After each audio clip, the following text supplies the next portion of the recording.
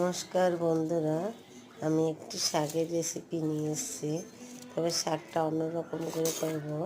শাক দিয়ে আমি বড়া করব, কারণ অনেকেই বড় ছোট অনেকেই শাক পছন্দ করে না। আমাদের শরীরের জন্য শাকটা অনেক দরকার। সেই জন্য আমি কি করলাম, একটু বড়া করলাম। দেখেন এখানে শাক পাতা নিয়েছি, আর সাথে আমি একটু চালের গুঁড়ো আর আটার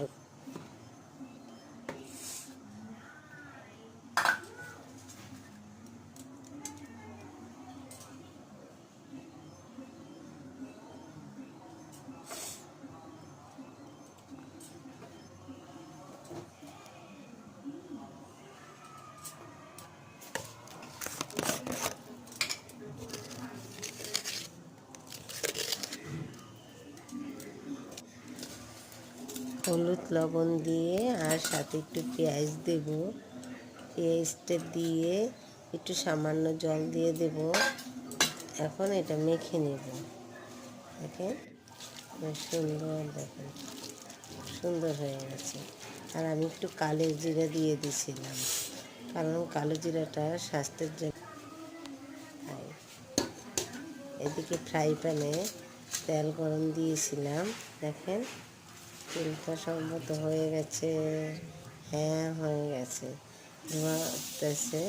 তো আমি তাতে বড়া দিই, একটা একটা করে দিয়ে দিচ্ছি। দেখেন সুন্দর কালার হয়ে গেছে। আমি এখন ফিরিয়ে দিচ্ছি। আপনি চাইলে যে কোনো শাক পাতা দিয়ে এটা তৈরি করা যায়। বাচ্চারা বড়রা সবাই খেতে পারবে, কারণ অনেক বাচ্চা বড়রা শাক মুখে খেতেই চায় না। তার বিশেষ করে এই রেসিপিটা দেখেন